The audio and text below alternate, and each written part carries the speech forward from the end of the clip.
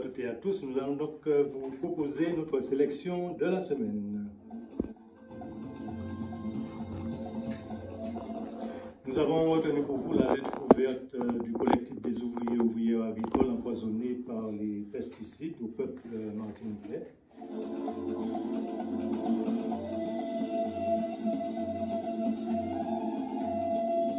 La mobilisation de la SOPAMA contre la pénurie bio à Saint-Joseph.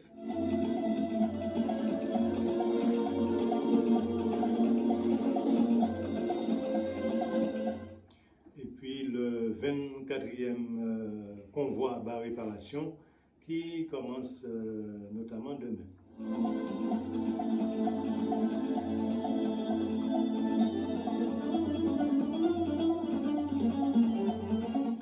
Lettre ouverte au peuple martiniquais du collectif des ouvriers et ouvrières agricoles empoisonnés par les pesticides. Le collectif des ouvriers et ouvrières agricoles empoisonnés par les pesticides s'est constitué en décembre 2019 pour défendre les droits des milliers de victimes du crime d'empoisonnement. Ceux qui, alors qu'ils étaient en première ligne dans l'épandage des toxiques décimés par de nombreuses et lourdes pathologies, étaient totalement ignorés, avaient décidé de s'organiser pour obtenir justice et réparation. Le combat mené aux côtés d'autres organisations avec le soutien quasi unanime de la population et des élus a permis quelques avancées comme le dépistage gratuit du chlordécone et de la création du CRPPE, Centre régional de pathologie professionnelle et environnementale. La médiatisation internationale concernant le scandale du chlordécone et la dénonciation du non-lieu prononcé par la justice dans cette affaire ont contraint le gouvernement à reconnaître sa part de responsabilité et à proposer des dispositifs d'indemnisation à une petite partie des victimes au titre plutôt de maladies professionnelles. Notre collectif tient à dénoncer les manœuvres scandaleuses de l'État et de ses administrations visant à empêcher une véritable réparation des préjudices subis par les victimes. L'ARS, qui longtemps a tergiversé quant à la mise en place du CRPPE, a, dans un premier temps, tenté d'orienter les personnes contaminées vers tenez-vous bien, des diététiciens, en privant les concernés de la possibilité de bénéficier d'examens globaux et de réponses médicales adéquates. Ceci relevait objectivement de la mise en danger de la vie d'autrui. L'ARS a nommé un médecin conseil à la médecine du travail chargé d'orienter les victimes vers l'association Phytovictimes supposée assurer le suivi de leur indemnisation. Le collectif n'a jamais dissuadé les victimes qui le souhaitent de s'adresser à Phytovictimes tant que c'est leur choix.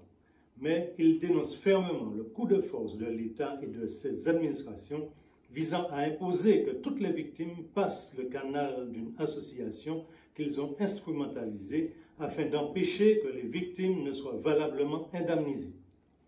Le collectif sillonne les campagnes, aide les victimes dans les démarches pour le dépistage de leur pathologie, les aide à constituer des dossiers qui sont remis à ses avocats. Quand ceux-ci sont déposés auprès du fonds d'indemnisation, ils sont illégalement détournés vers Phytovictimes, qui est chargé, par qui on ne sait pas, de les traiter. Les avocats de cette association en France vont encaisser. Les avocats martiniquais qui ont préparé le dossier, qui ont déposé ces dossiers, n'ont aucun retour de quiconque et sont dépossédés. Ce détournement des dossiers des victimes du chlordécone est scandaleux. Cela ne se fait pas en France. Nos droits fondamentaux de justiciables sont manifestement bafoués. Notre droit de choisir un conseil est piétiné. Les avocats martiniquais sont insultés à travers cette démarche. Leurs intérêts professionnels et économiques sont ignorés. Le plus grave, c'est que les victimes, quelle que soit la gravité des pathologies dont elles souffrent, reçoivent des indemnités scandaleusement faibles vis-à-vis du préjudice qu'elles subissent et mesquinement non cumulables avec d'autres indemnités, par exemple celles perçues du fait de leur reconnaissance en tant que personnes handicapées. il est évident que l'association Phytovictimes a été missionnée par le gouvernement pour priver les victimes du crime d'empoisonnement de juste réparation.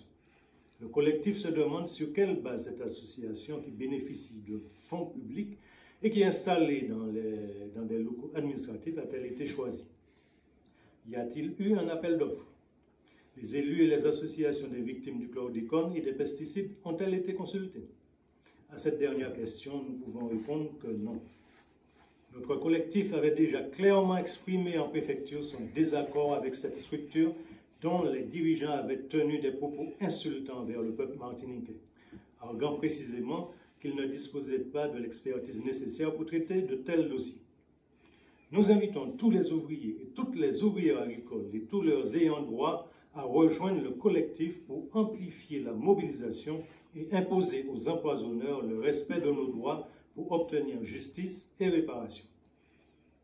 Nous appelons tous les élus martiniquais qui, jusqu'à ce jour, ont toujours dénoncé le scandale de l'empoisonnement et accompagné nos revendications à interpeller toutes les institutions et autorités idoines afin qu'elles apportent une réponse aux interrogations du collectif des ouvrières agricoles empoisonnés par les pesticides. Nous serions gré à tous les organes de presse nationaux et internationaux qui ont contribué à mettre à jour le scandale du chlordécone, de contribuer à alerter l'opinion publique quant à ce nouveau scandale dans le scandale. Pour le collectif, le président Yvon Sérius. Mobilisation de la Soupama contre la pénurie d'eau à Saint-Joseph. La Soupama avait appelé la population à manifester le vendredi 10 mai dans l'après-midi afin de protester contre les nombreuses coupures d'eau et notamment l'absence d'eau depuis 6 jours dans les robinets de certains quartiers de Saint-Joseph. La situation est pour le moins paradoxale puisque la commune compte sur son territoire plusieurs usines de production d'eau. La Soupama dénonce le fait que la population pâtisse de la guerre de l'eau que se livrent les élus. L'association estime qu'il s'agit d'un problème politique et avertit qu'en cas de non-rétablissement de la fourniture d'eau aux habitants, les actions iront crescendo pour qu'une solution soit trouvée dans l'intérêt de la population.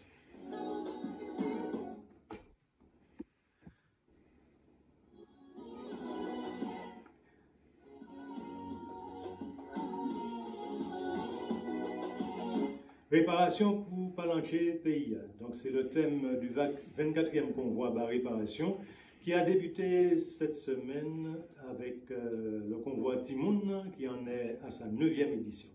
Le convoi bas réparation se poursuit dès demain, lundi 13 mai et ce jusqu'au mardi 21 mai prochain. La population est invitée à s'auto-réparer en participant au convoi bas réparation. C'est marche au flambeau avec l'accompagnement de groupes culturels de rue sur la trace de nos valeureux ancêtres. Demain lundi, le rendez-vous est fixé au moulin de Val d'Or à 18h30, d'où partira le convoi pour boucler un circuit de 3 km 600 permettant un retour sur Val d'Or. Une intervention de Gare Saint-Malsa est prévue au programme sur la nécessité de protéger les salines. Les marcheurs de l'autoréparation seront soutenus dans leurs efforts par le groupe à pied Défoulement. Le lendemain mardi, la population martiniquaise est attendue à 18h30 à Rivière-Pilote au niveau du Rocher-Zombie pour suivre un circuit au cours duquel un hommage sera rendu aux héros de l'insurrection de septembre 1870. Le groupe à pied Moussa Faye prendra le relais du groupe Défoulement pour l'accompagnement des participants. Le MIE lance un appel aux dons que vous pourrez effectuer à l'adresse suivante https://miermartinique, le tout attaché.com. Il est possible aussi de suivre le programme du 24e convoi à la même adresse. Nous terminons donc notre petite page d'information par notre parole fondoc. L'ignorance mène toujours à la servitude. Il faut que nous soyons donc assez vigilants pour être bien informés. Donc nous vous proposons de consulter les médias alternatifs et le journal en ligne des communautés populaires en est un. Journal que vous pouvez télécharger à partir de l'adresse suivante www.jicambouttv.com. www.l